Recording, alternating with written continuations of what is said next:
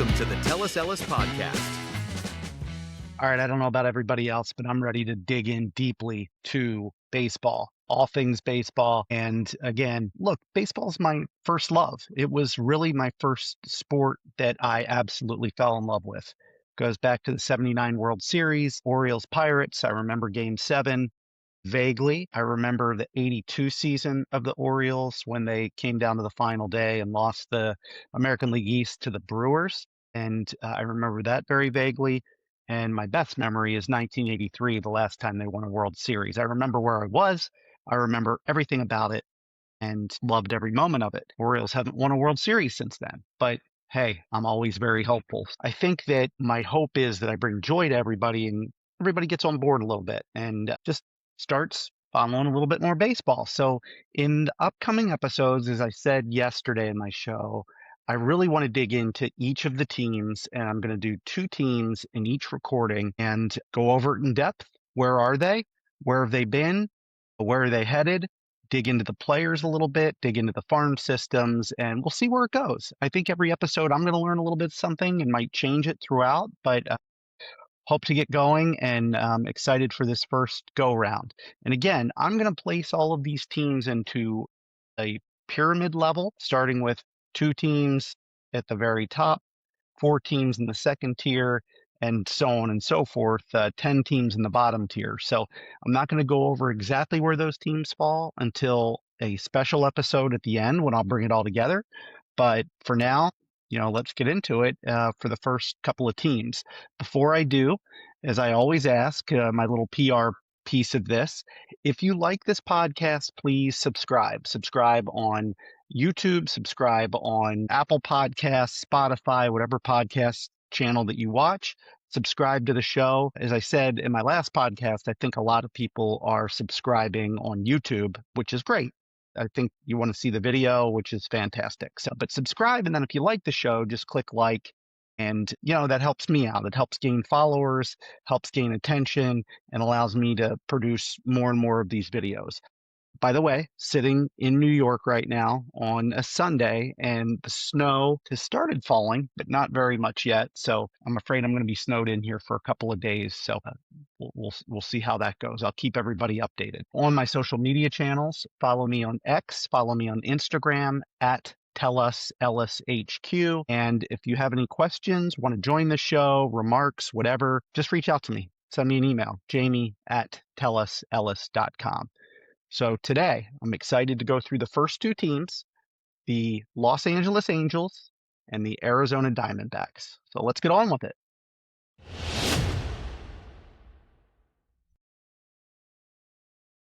Okay, let's start with the Los Angeles Angels. It's been a hard time for the Angels, and it's interesting. It's not for not having very good players. Shohei Ohtani and Mike Trout were on this same team. And for whatever reason, the pieces just haven't been able to come together for this team. Last year, the Angels went 72-90. They finished in 5th place in their division. They were 18 games back. And, honestly, that was better than I would have thought. The roster has some pieces, but it's not solid. There are definitely holes in this roster, and we're going to get into that a little bit. But they finished 72-90. What's interesting, they won 8 in a row through May 23rd of last year, and that took them from 5th place to 3rd place. And it looked like they were making a run. They were just 4 games back of first, but then they lost 5 straight, and from there it was all downhill. And again, 72-90. The past couple of years, if you go back to 2024, they were 63-99. So they made a big, a 9-game improvement last year, which is really good. They went from 63-99 to 72-90. That's a really good pickup, but a lot of things came together there for that to happen, and I just don't know if they're going to be continuing to improve on that record, but there are some wild card factors there, which I'll get into. If you go back to 2023, they finished 73-89, and that was good for 4th place. 2022, they were 73-89 as well, which was good for 3rd place that year, but they were 33 games back. And then 2021, they were 77-85, and that was good for 4th place, and they ended up 18 games back. So if you look at the last 5 years win totals, they went 77, 73, 73, 63, and then back up to 72. What's interesting, so they haven't had a winning season since 2015. And that's amazing when you think they had Shohei Ohtani and Mike Trout in that lineup every day. Forget everything else. They had Shohei Ohtani and Mike Trout and could not have a winning record since 2015. That is just amazing to me. Um, and this is a team, though, that it's not, I'm going to talk about ownership and so forth. It's not like this is a team that's not willing to spend or not willing to try. It's just they've fallen on hard times. From an attendance standpoint and just fan interest, now look, admittedly, this is Los Angeles, California, so you're going to draw no matter how good you are to an extent. But, I'll go back to 2022. This is a team that won 73 games and finished in third. Were never really in contention, and they drew 2,457,000 people. The next year, 2023, they won that same amount of games, 73, and they drew 2,640,000 people. 2024, they won 63 games, 63 and 99, and they drew 7,000 people. And then last year, even though this is a team that was average at best, they drew 2,615,000 people. So to put that in perspective, 2 million to me is a good measuring stick of fan attendance. And you want to be over 2 million. There's no doubt about it, probably closer to 2.5. And that's exactly where the Angels are. So they're getting the fan support. Again, some of that might be just people visiting Southern California and going to the games. But yeah, that's from a fan base standpoint, not bad. So Kurt Suzuki is going to be their manager this year. This is his first year, and incredibly, he's only on a 1-year deal. They did that to align with their general manager's deal, Perry Manasia, whose deal also ends at the end of 2026. Suzuki was the special assistant to the GM for the last 3 years, so he's got some familiarity with the team. Before Suzuki, Ron Washington was the manager and just struggled to get things going. I think Washington is a really good baseball person. To put him in charge of a rebuild just didn't work for him. Before Ron Washington was there, Phil Nevin had 2 seasons as manager of the Angels. They were two pretty bad seasons. And then before that, Mike Scioscia was there and did very well. I mean, during Scioscia's 19 years as manager of the Angels, he had 6 division titles and 1 World Series championship. So they moved on from Scioscia and they haven't been able to find the right guy. Maybe Suzuki is the right guy. We'll see. I talked about the general manager, Perry Manasian. He's been there since November of 2020. Again, he signed through the 2026 season. It'll be interesting to see what happens here, especially if this team does a repeat of last year or even goes backwards a little bit. Is it going to be time to pull the plug on Manasian, I should say. The owner for a long time, Artie Moreno, he purchased the team in 2023, and he has been a mainstay there. And yeah, he's spent money. It's not like he hasn't spent money. He gave Mike Trout an amazing contract. He didn't sign Shohei Ohtani, and I think I get it. They felt like they didn't have the team to compete, and I don't know if Shohei would have signed there anyway, even if they threw ridiculous money at them. So just talking about the stadium a little bit in what is Anaheim, California. Angel Stadium is the name of the stadium. It is actually the 4th oldest stadium in baseball behind Fenway Park, Wrigley Field, and Dodger Stadium. And from a production factor, and I'm going to get into a lot of details here, Fangraphs is a site that I really respect. They do a lot of comparing baseball stadiums and the offensive production in those stadiums, largely impacted by the density of the air, the wind, temperature, things like that. Offensive production month to month in Angel Stadium. So in April, offensive production tends to be up a little bit, about 4% runs scored over average. Fairly neutral in May, ends up going down 2% in June, meaning runs scored on average. It's down 2% from the average in June, up 5% in July, down 2% in August, and then down 6% in September. Again, you may say, how can it go like that? And I think part of it is just of course, how does the schedule play out? Who are you playing and what's leading to some of those games and runs scored and so forth? But also, you do have to look at the density of the air and the temperature at certain times in Southern California and what's going on. And is it leading the ball to kind of die off the bat a little bit, or is it jumping off the bat? So overall, again, kind of up and down. And again, impact of wind, density, temperature, those are things that impact the ball in that stadium. So we talked a lot in a previous podcast when we went over changes about what's happened between last season and this season. And just to recap it quickly, they have lost the Angels, Taylor Ward, in a trade with Baltimore. Ward was a 36 home run guy, so they're going to lose that offensive production. They lost Kenley Jansen to Detroit. Jansen, 2.59 ERA in 62 games. He saved 29 games, so that is going to be a production loss for them. Kyle Hendricks retired. Hendricks was 8-10 with a 4.76 ERA, but he did give him 164 and 2/3 innings. So some production there. And then they lost Brock Burke, who was a bullpen arm for them. He was 7-1 with a 3.36 ERA. So that's going to hurt a little bit. And relief pitcher Luis Garcia was also lost to the Mets in the offseason. So he was 2-2 with a 3.42 ERA. Now, they did pick up some players, which are going to be interesting to see how they perform. First, Josh Lowe, and a 3-team trade, comes over to the Angels. Now, Lowe is a 220 hitter, 11 home runs, 40 RBIs, but he did steal 18 bases and has some upside there.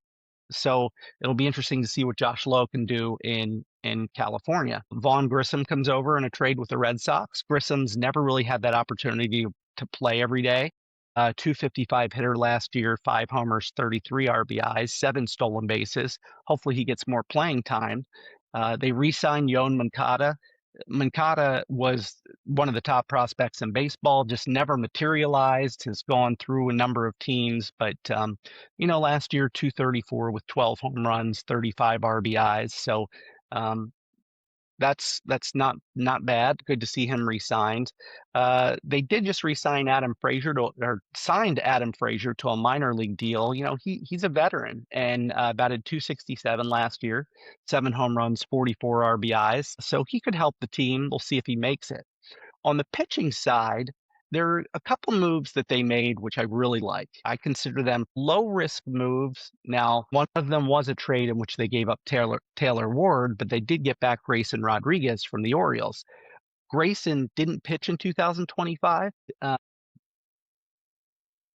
He will pitch, hopefully, this year.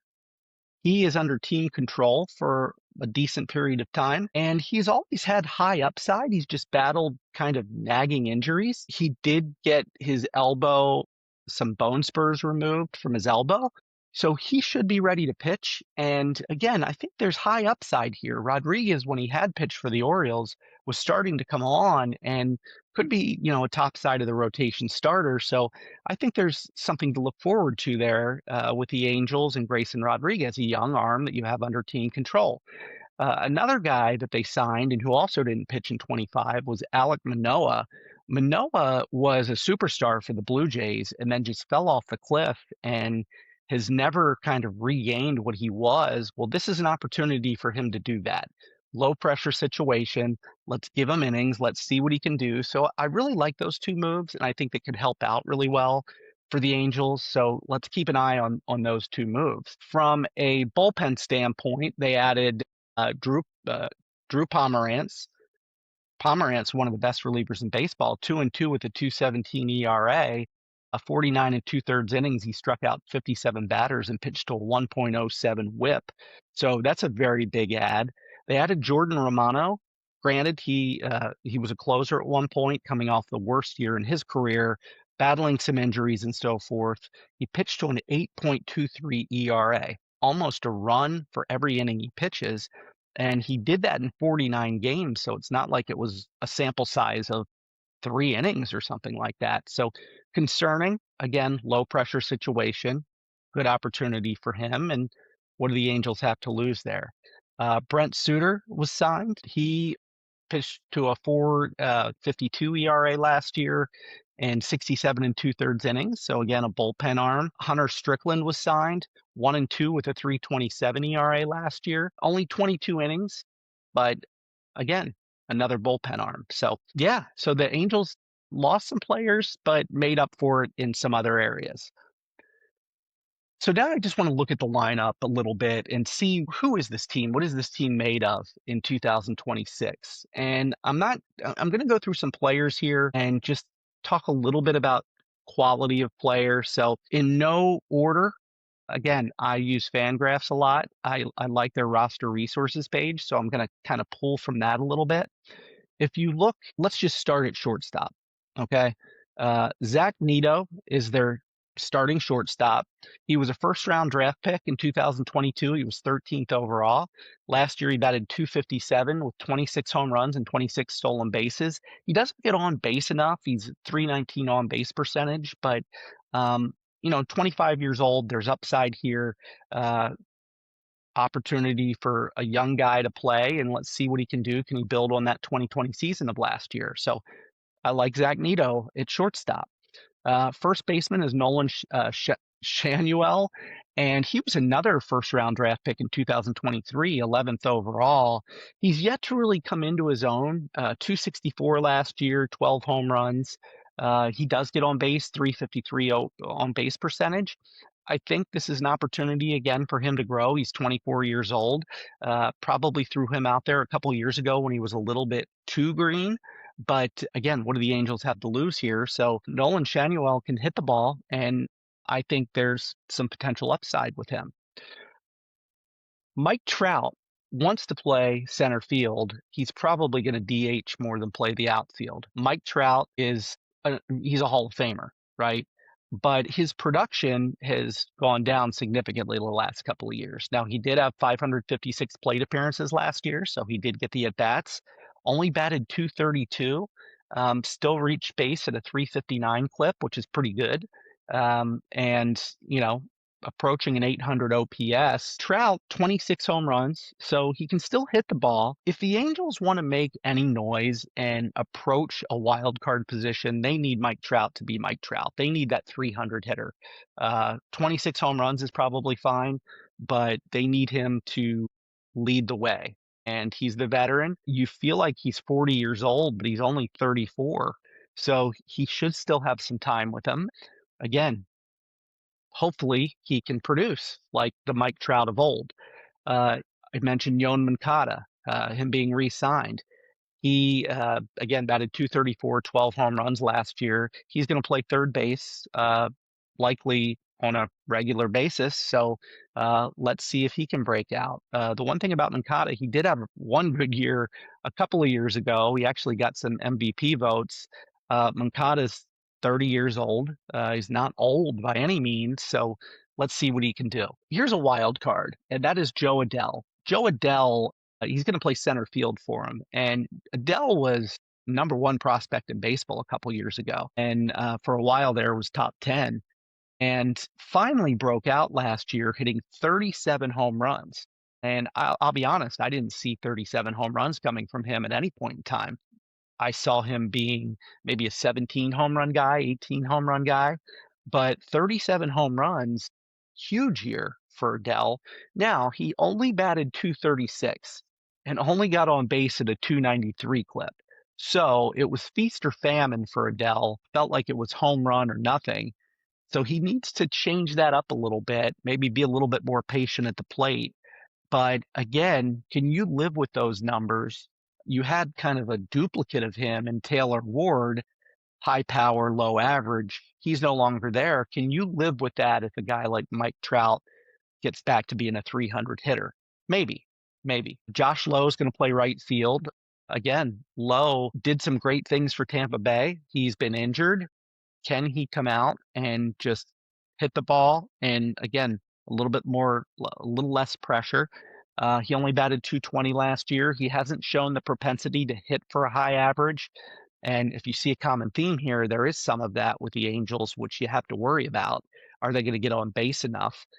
Lowe stole 18 bases, but he's only getting on base at a 283 clip. So, you worry about that a little bit. But can he be that 270 hitter and get on base at a better clip? We'll see. But he's going to man right field. Jorge Soler went from being this very productive home run hitter to falling off last year, only hitting 12 home runs. Now, he did only have 315 plate appearances, but again, power guy, but only batted 215.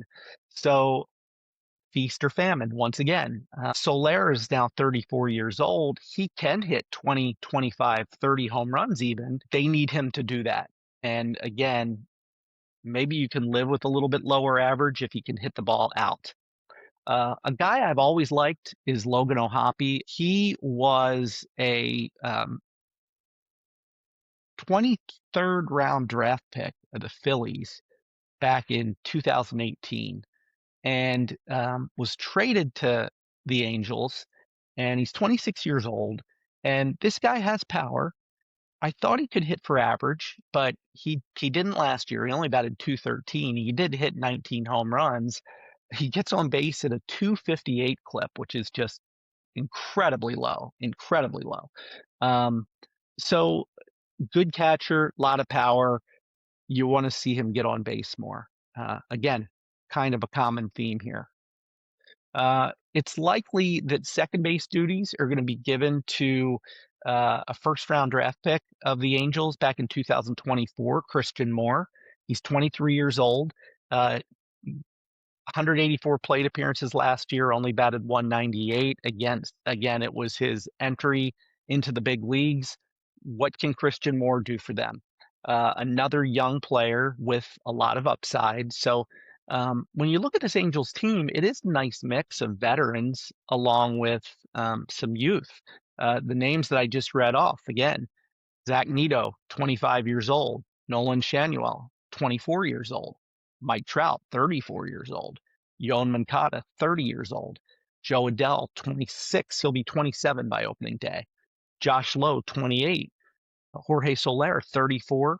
Logan O'Hoppe, 26. And then you have Christian Moore at 23. So a nice mix of veterans and youth. You look at the bench of this team. I mentioned Adam Frazier. I think he would be a really nice veteran presence in this on this team, coming off the bench, filling some infield, even outfield roles.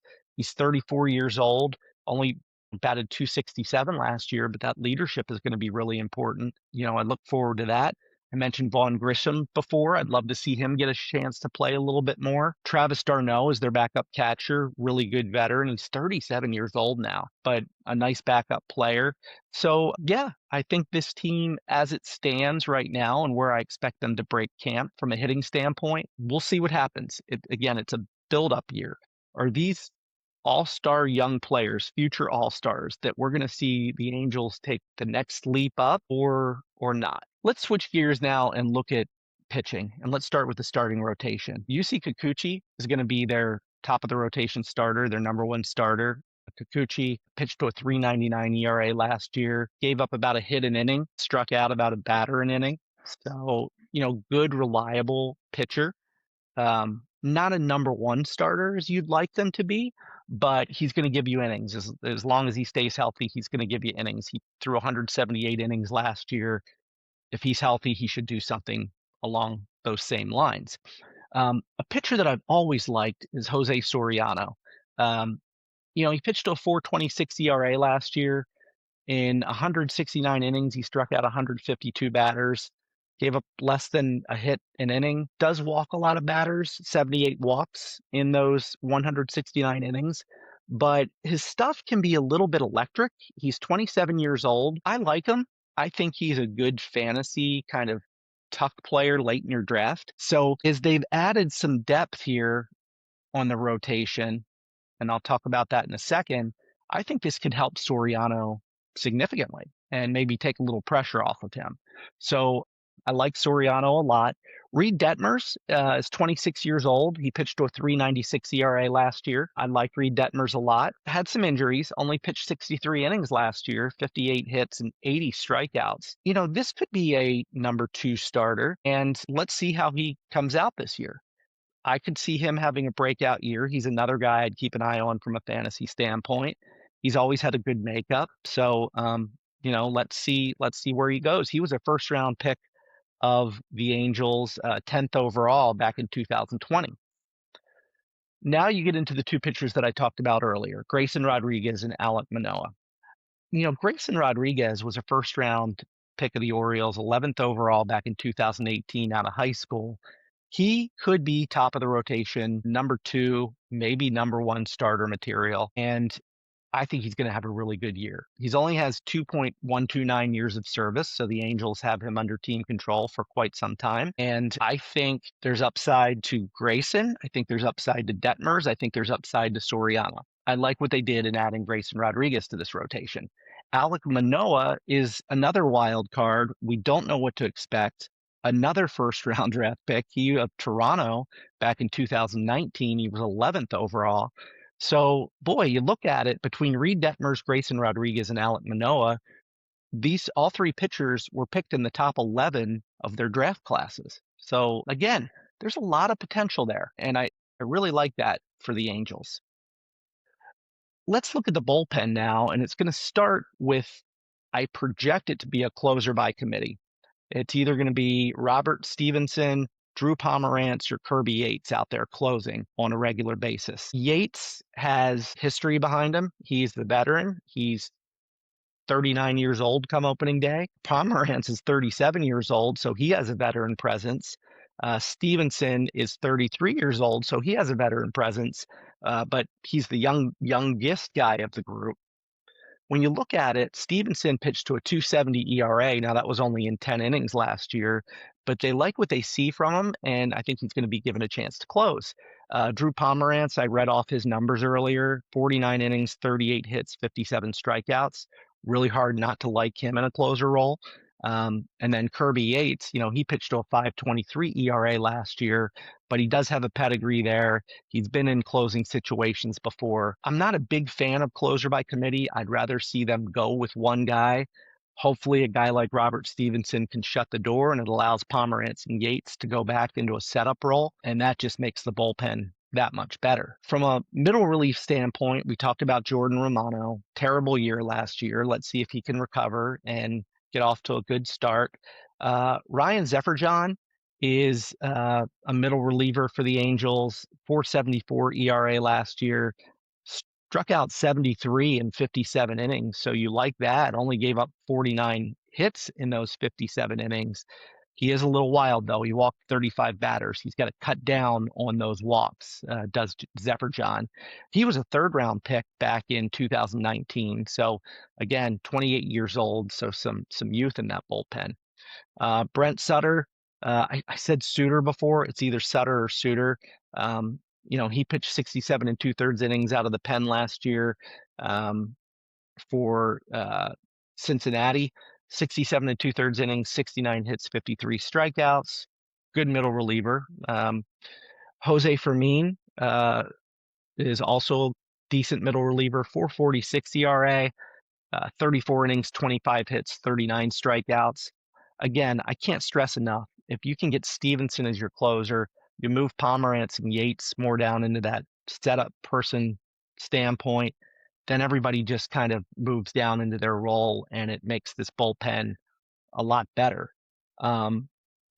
Chase Silseth is likely to be the long reliever of this group. He pitched to a 1.64 ERA last year, but that was only in 11 innings, struck out 13 batters in those 11 innings. So, again, the more I look at this team and the makeup of this team, I don't think it's that bad. I really don't. And it's funny, as I go through this time and time again, it's like, boy, that team isn't that bad.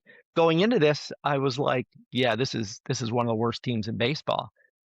Are they? Maybe there is some upside here if some of their youth can kind of click. Of course, I say that, and then I come back down to earth and look at last year. This team was 30th in the league in average, 23rd in OPS, largely based on the home run production of Ward and of Joe Adele, but 30th in average, 23rd in OPS. That's not a winning team.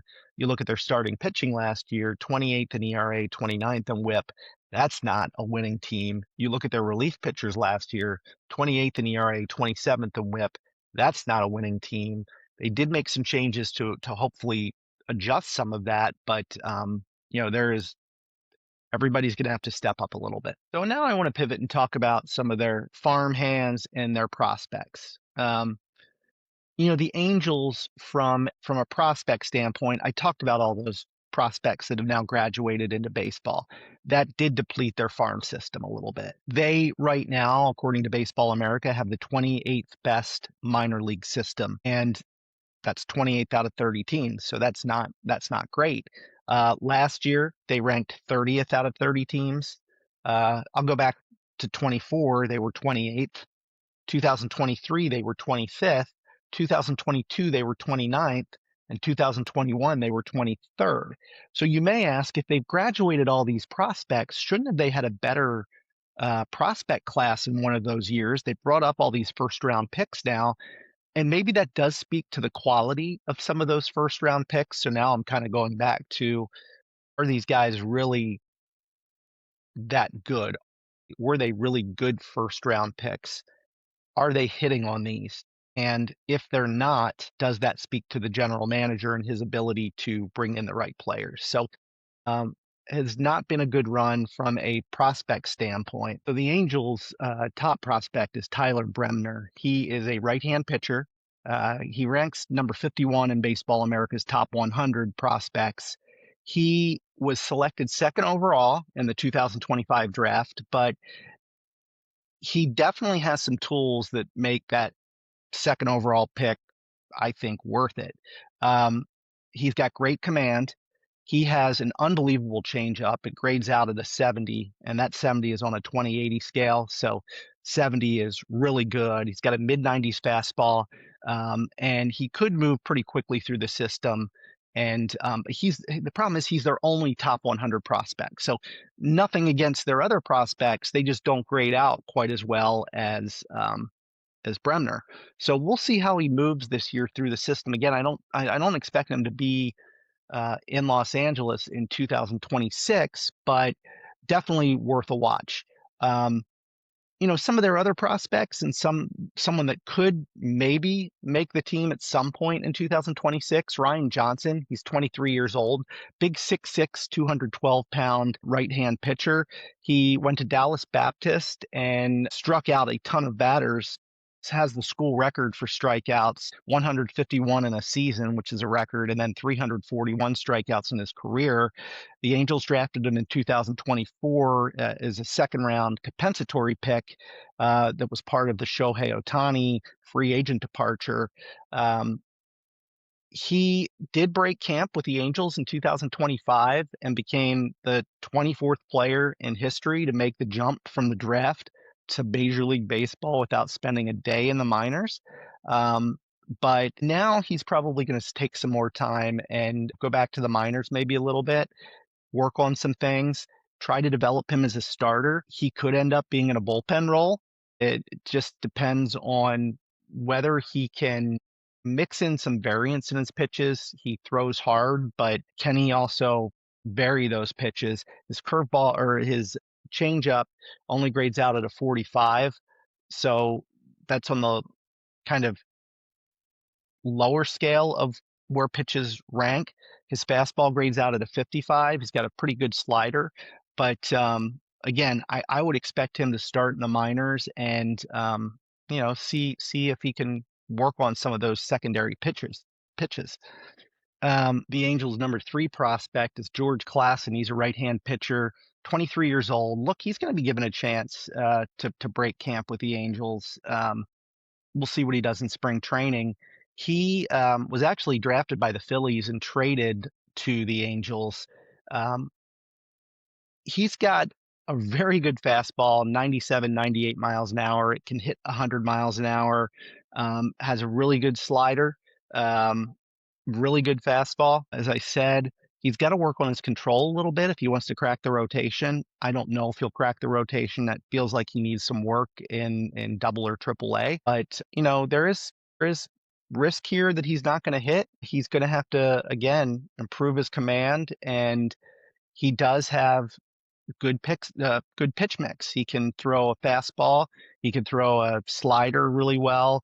He does have to work on his changeup to vary the speeds a little bit, but some potential there with Klassen. Their fourth overall prospect is Nelson Rada. He's an outfielder, only 20 years old. He is an international signing. He signed with the Angels for $1.85 million in 2022. He's kind of been moving through the system pretty fast. He could see the big leagues this year, even as a 20-year-old.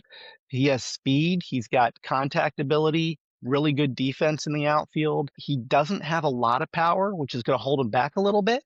But if things go south for the Angels, I wouldn't be shocked to see him at some point in Los Angeles in 2026. Their fifth best prospect is Gabriel Davalillo. He is a catcher. Sorry, that's a hard name to pronounce. He's a catcher, just 18 years old. He is from Venezuela. And again, really young. He's got a ton of hitting upside, but his conditioning is said not to be great. He's 5'11", but weighs 200. We'll see. He will be in the United States in 2026.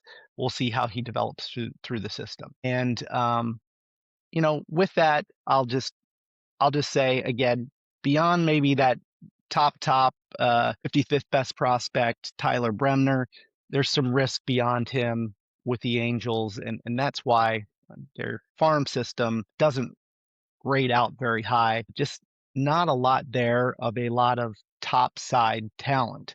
Not to say that there aren't players who could be very serviceable, but yeah, there's some work to do to build up that minor league system. Let's talk about the Angels international signings this past signing period, which was in January. They made two really good investments. One was a shortstop, Jason Horton, who they're going to pay a signing bonus of probably over $2 million to him.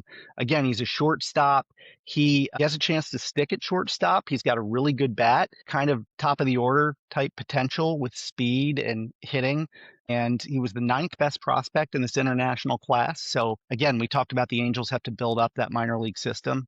Someone like Jason Horton is really going to help. They also agreed to terms with one of the top pitching prospects in the international class, Kendry Fana. He was number 46 overall. He is from the Dominican Republic. And from a comparison standpoint, we talked about Jose Soriano before.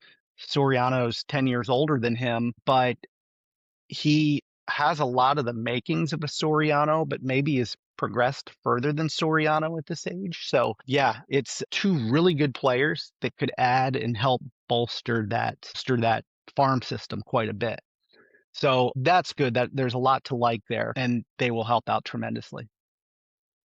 So I just want to conclude with looking at, what if things do go south? Like, are there players that are tradable assets that could garner some young players come the trade deadline that could help build up that Angels bullpen? And I've identified a couple. Look, Mike Trout is not going to be moved. And the reason he's not going to be moved is that he is owed $5.5 million. And I just don't think anybody is going to take on that contract. I don't even know if the Angels would want to move him given the appeal he has to the crowd and so forth.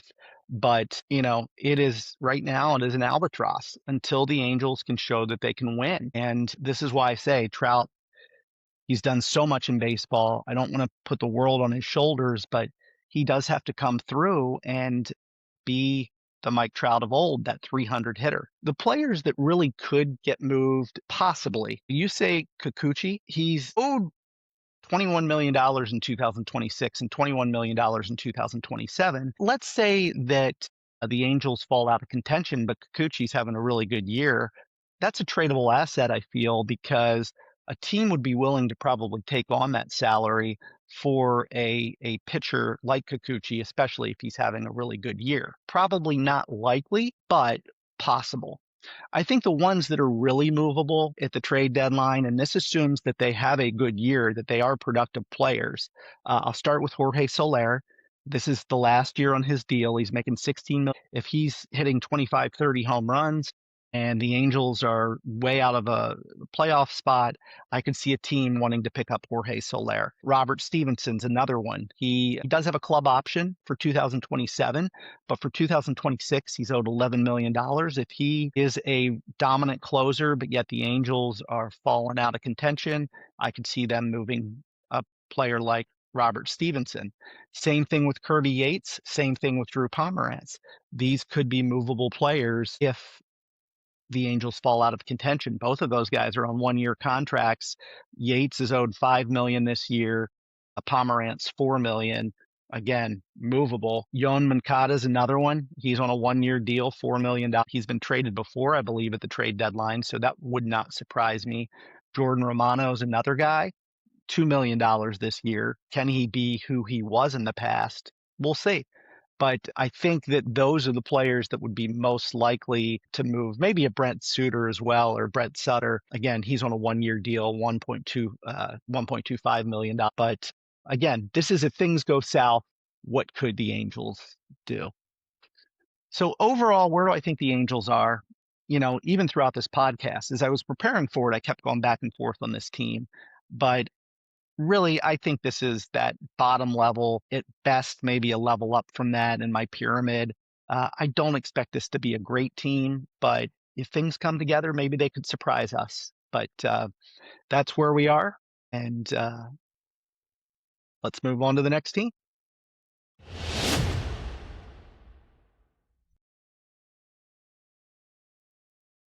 All right, the Arizona Diamondbacks. The Diamondbacks, 3 years ago, or back in 2023, were in the World Series, surprisingly in many ways. But they were in the World Series and lost to the Rangers, and that was a really exciting time for them.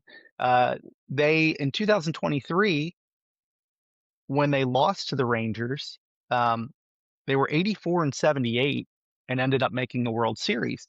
They actually had a better record in 2024, improving to 89-73. And then they fell back to fourth place last year, 80-82, below 500. If you look at last year, they won 9 of 12 games from June 1st through June 13th, and that pulled them within 5.5 games of first place. But right after that, then they lost 10 out of 16 and they fell 11 games back. So, unfortunately, things just didn't click for them. If you go back to 2021, they won 52 games in 2021, and they improved incredibly 22 games in 2022. They went from 52 wins to 74 wins, and then the next year they improved another 10 games to 84 wins, and then improved 5 more games in 2024 to 89 wins. They dropped back again last year. They dropped back 9 games. They had some injuries they were dealing with, but yeah, the Diamondbacks, kind of a middle road team. It's going to be fun to dig into them and see, see what we have with them. Let's talk about their manager, Torey Lovullo. He has been with the Diamondbacks for 9 seasons.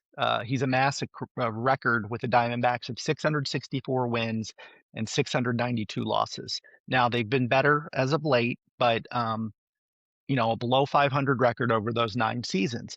He does have one pennant, 2023, which I talked about. His best year was 2017. They won 93 games in 2017.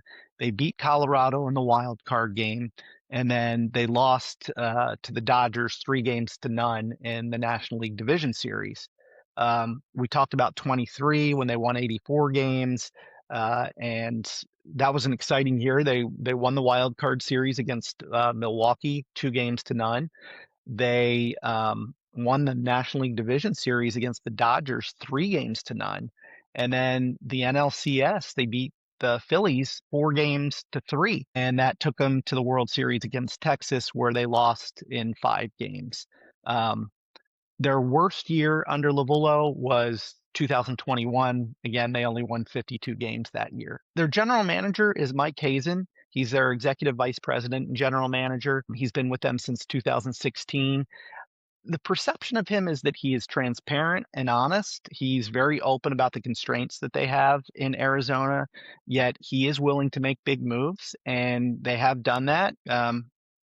Of course, everybody wants him to win more.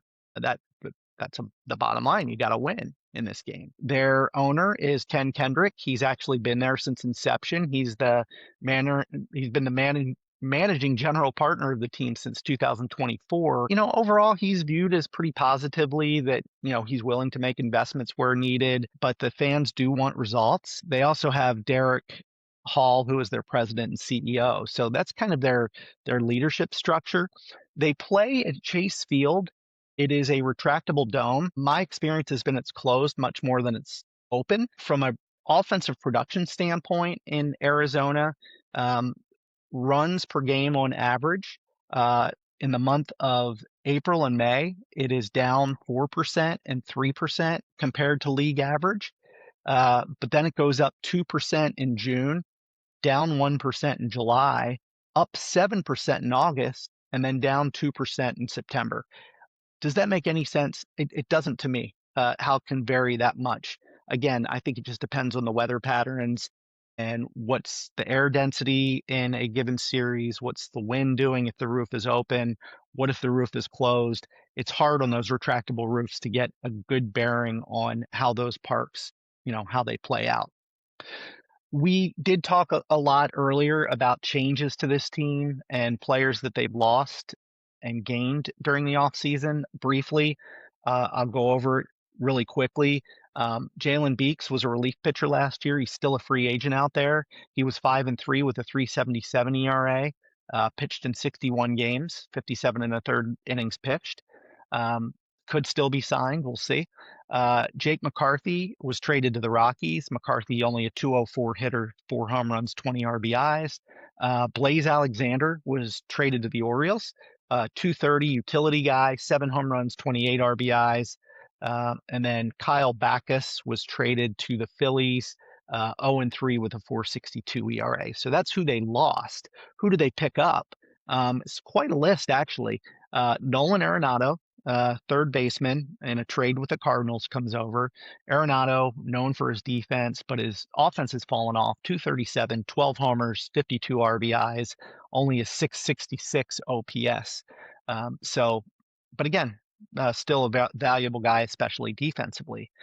Zach Gallen was re-signed, 13-15 with a 4.83 ERA. Did not have a great year.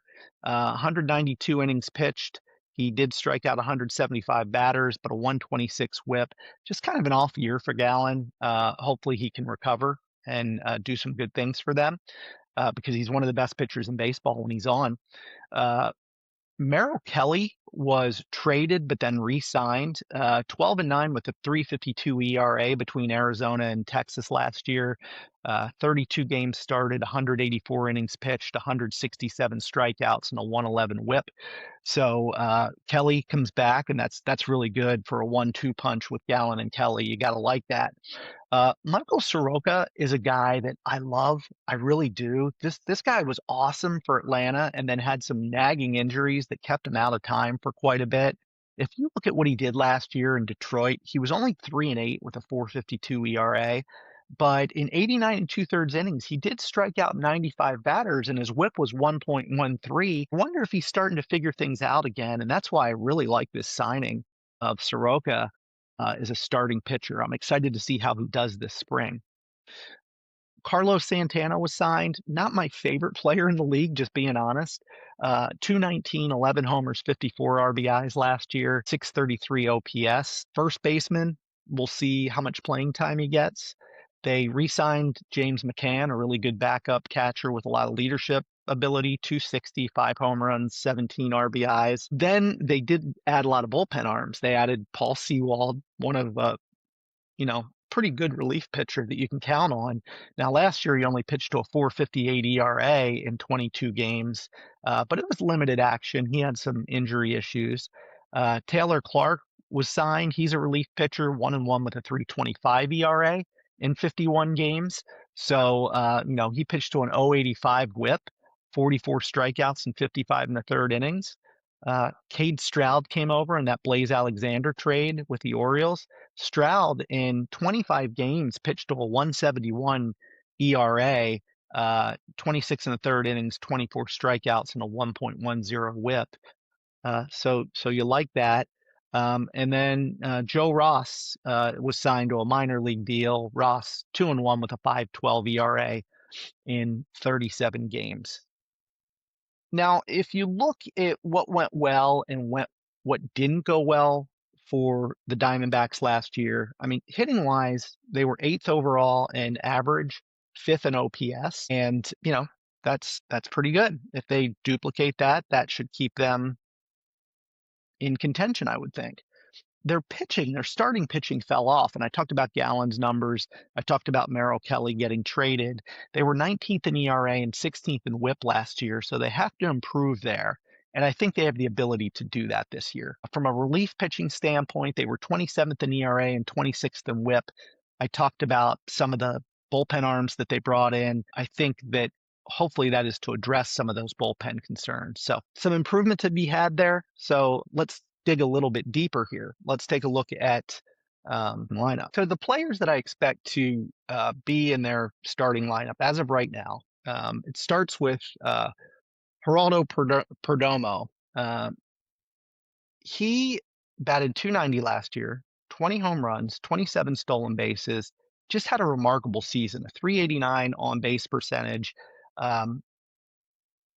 Him being at the top of that order, and he plays shortstop, really good. You really like that. He's 26 years old. He was a Dominican signing back in 2016, and boy, just awesome. Had a great year last year. If he can reproduce that, that'll bode well in Arizona. Ketel Marte is one of the best second basemen in the league. 283, 28 home runs last year. He gets on base at a 376 clip, a 517 slugging percentage. You got to like Ketel Marte as your second baseman. Corbin Carroll, right fielder. Carroll, one of the best young players in baseball, 25 years old. He batted .259 last year, 31 homers, 32 stolen bases. He's a 30-30 guy, still young, again, 25 years old. He's going to develop even more, but he was a 16th overall pick back in 2019. A lot to like with Corbin Carroll in right field. Then you've got catcher Gabriel Moreno. Moreno, 285 hitter, 9 home runs, gets on base at a 353 clip.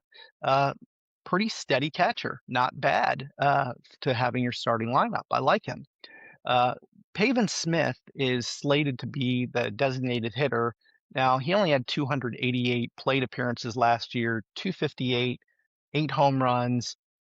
They like Pavin Smith. He's a left-handed hitter. He was 2017's 7th overall pick for Arizona. They're going to give him a shot. I think they're going to give him a shot to play every day and see what he does. So again, 30 years old. Can he make changes at 30 years old? We'll see. We talked about Nolan Arenado. He's going to be at third base. He's going to get at bats. Arenado, only 12 home runs last year, 436 plate appearances. This offense is pretty good. So maybe you don't need Arenado to do that much as long as he can provide great defense at third base. But, he's 34 going on 35 years old. See what he has left in him. Carlos Santana, first base. I already talked about my misgivings about Santana. 219 hitter. I don't love him playing first base. I hope he's not there every day at first base, but we'll see. We'll see. Alec Thomas is probably going to deploy himself in center field. Only a 249 hitter, only gets on base at a 289 clip. He's still 25 years old. He will be 26 soon. He was a second round draft pick. We're hoping he takes the next step, plays good center field, but you want to see more development there.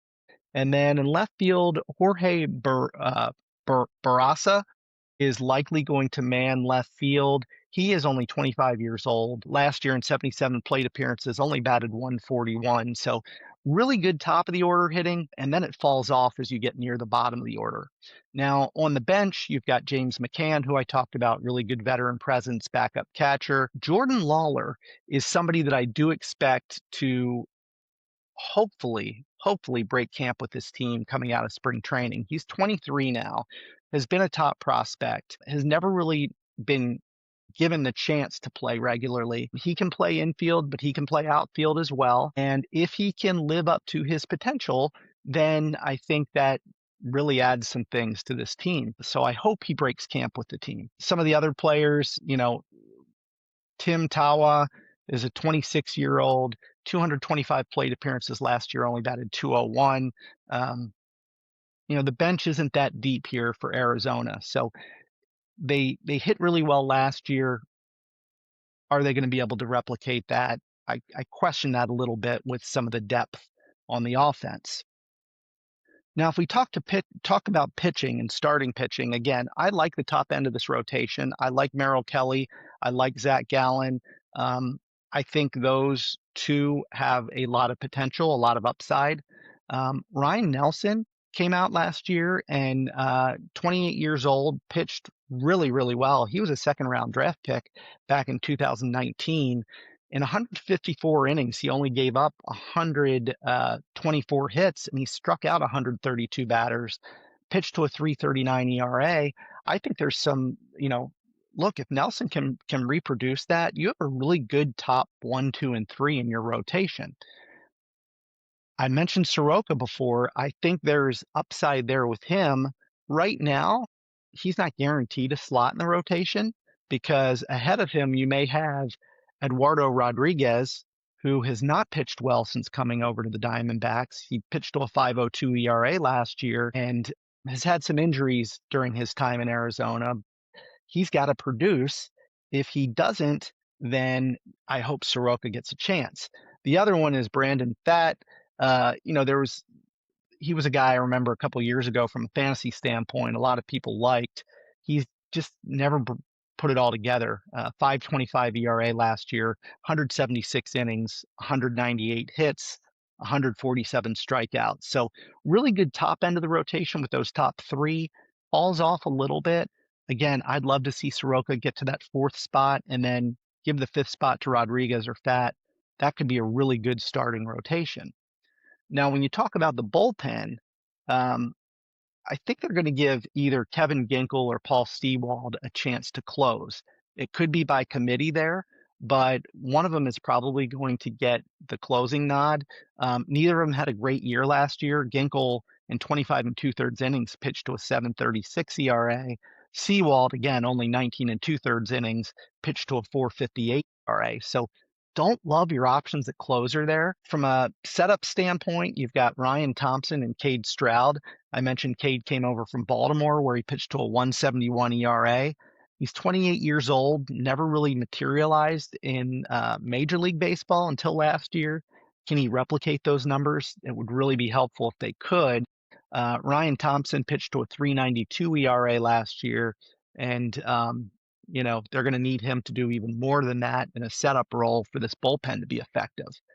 From a middle reliever standpoint, you've got Dre Jameson and Brandon Garcia. Neither of them pitched significantly last year, so they're going to be thrown into this. And again, you worry about this depth in this bullpen. I'll end up with Taylor Clark as their long reliever. Clark pitched to a 3.25 ERA, really good year, 55 1/3 innings, 38 hits, 44 strikeouts. So I like the long reliever. Beyond that, I think this is a bullpen that's really going to struggle. They're going to have to figure out some things. Now, the Diamondbacks do have some injuries, and it's unfortunate, and it's unlikely these folks will be back this year. Justin Martinez is a relief pitcher, good relief pitcher, had Tommy John surgery last June. Same thing with AJ Puck. Tommy John surgery. Now he went with the internal brace. Maybe he could return sometime this year ahead of Justin Martinez. But both of them, these are two good pitchers that, again, provide depth to the bullpen, and it hurts when you're missing them. So, it's unfortunate, but the Tommy John surgery just keeps rearing its ugly head. Corbin Burns obviously had Tommy John surgery. He is unlikely to be back this year. Blake Walston had Tommy John surgery. He was a first-round pick in 19. He had his surgery in March of last year, so maybe he gets some time near the end of this year, middle to end of this year. They are, unfortunately, on the injury side, they've been bitten, and it's not been great for them. All right, let's turn to the farm system rankings. And like the Angels, the Diamondbacks are on the back end of farm system rankings. They rank 25th in baseball. They have doubled down on drafting solid hitters in recent drafts, and that should lead to some good hitting big leaguers. But how many impactful big leaguers are there down on the farm? If you look, and I mentioned some of the players, the Corbin Carrolls of the world and the Geraldo Perdomos of the world, they were the second best farm system in 2024. Then they moved to 22 as some of those players graduated in 2025, and now they're 25th. So again, they've fallen back, and we've got to look here at who are the players that could be impactful from a farm system standpoint this year and in the near future. All right, so let's dig a little bit deeper into some of their top prospects. It starts with their number one prospect, Ryan Waldschmidt. He's an outfielder, 23 years old. There is talk that he could break camp with the Diamondbacks. Now, I don't know if he will, but when I talked about their lineup and some of those players kind of at the bottom of that lineup, think Alec Thomas, is this a guy that could make an impact in 2026? Also, Lourdes Gurriel, I didn't even speak about, but he's out with a knee injury. He's expected to miss the first half of the year, so that could open up a spot for Waldschmidt. And let's see if he makes the opening day roster. This spring is going to be really important for him, but I do think that he'll make the big leagues at some point this year. He's got nothing that is overly special about him, but he is really just good overall across the board. He's a good hitter. He's got good power. He's got a good arm, and he fields good. So just across the board, he's a good player. Probably fits in the top half of the lineup somewhere, but we'll see. He's at that age where he's 23. He could fit in really well. So we'll see what happens with him. Their number two prospect is Kason Cunningham, a shortstop. Now he's only 19 years old. The Diamondbacks really like this guy. Kevin McGonigal in Detroit is one of the top prospects in baseball, and there were shades of comparisons to McGonigal when he was drafted. Cunningham's a shortstop, 5'10", 182 pounds. Again, only 19 years old. He can hit really well. He grades out as a 60 hitter.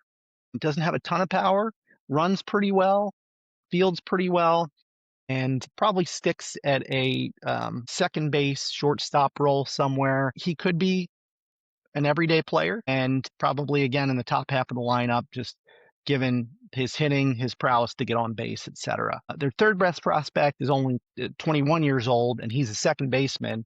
And with Ketel Marte playing second base, there could be a position change in the works for him. But Demetrio Crisantes, again, second baseman, 6 foot, 178 pounds. He grades out as a 60 hit tool, and probably will start the year in Double-A, I would expect. And again, with Ketel Marte at second base, I wouldn't be shocked if they move Crisantes to shortstop or something like that to get him regular major league at bats. I don't think that he is going to not even break camp. I don't think he's going to see Arizona this year. He had some injuries early in his career. He had Tommy John surgery at age 15, and then had another Tommy John surgery after he was drafted in 2022. So he's going to have to remain healthy if he wants a chance to crack the big leagues. Right-hand pitcher David Hageman is the fifth prospect for the Diamondbacks, fifth best prospect. He's 22 years old. He's a right-hand pitcher. He's going to spend some time in the minors. I mean, he did not pitch more than 5 innings or throw more than 65 pitches in a game in 2025. So he needs some time to build up. He did have Tommy John surgery after being drafted in April of 2024, hence holding him back a little bit. on the pitching. So I would expect him to be in the minors this year.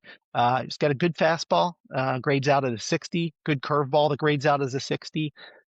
Fastball goes about 94 miles an hour, but does have some break on it.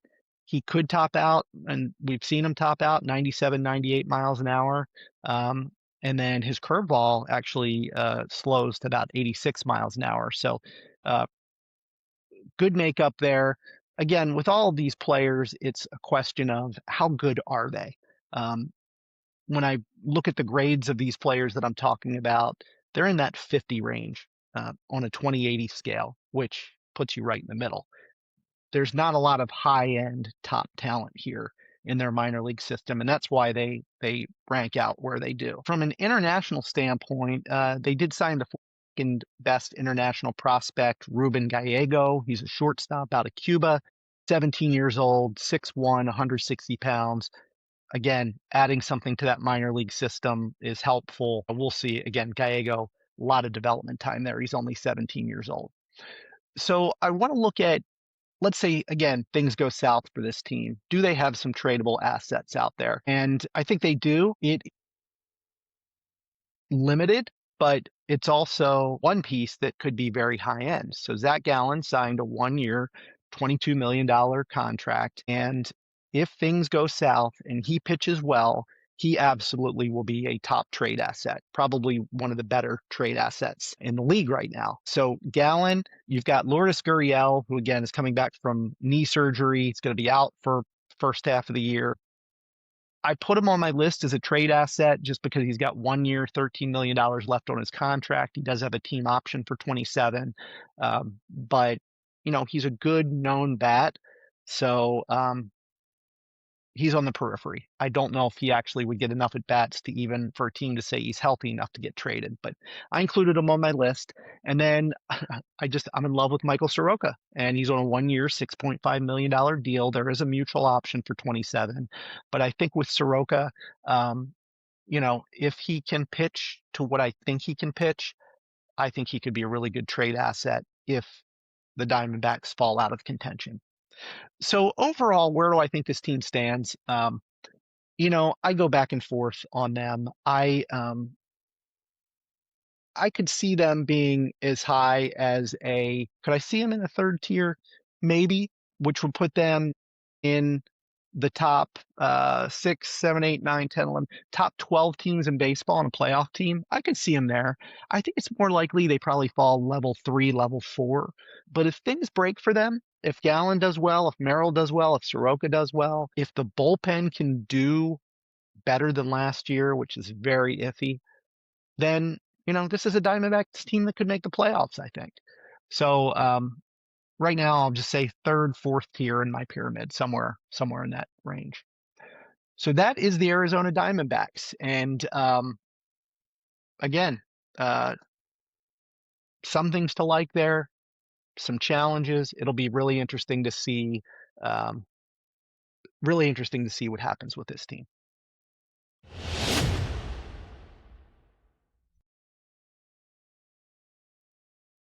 All right, so that's a wrap on the Los Angeles Angels and Arizona Diamondbacks, going in depth with both of those teams. Definitely not a top 1 or 2 tier teams there, but hopefully added value here, especially if you're going into a fantasy draft. Maybe there's some things you could pick up there and hopefully give you some insight into those two teams. So more teams coming, more analysis coming. But for now, that's the Diamondbacks and Angels. Again, if you enjoy this podcast, make sure you subscribe on YouTube at Ellis Media and on Apple Podcasts, Spotify. Make sure you click the subscribe button. If you like it, give it a thumbs up. Follow me on my social media channels at Ellis HQ. And if you have any questions, want to join the podcast, want to argue about something, I'm all for it. Just email me, Jamie at tellusellis.com. Thanks for being part of the show today. Take care.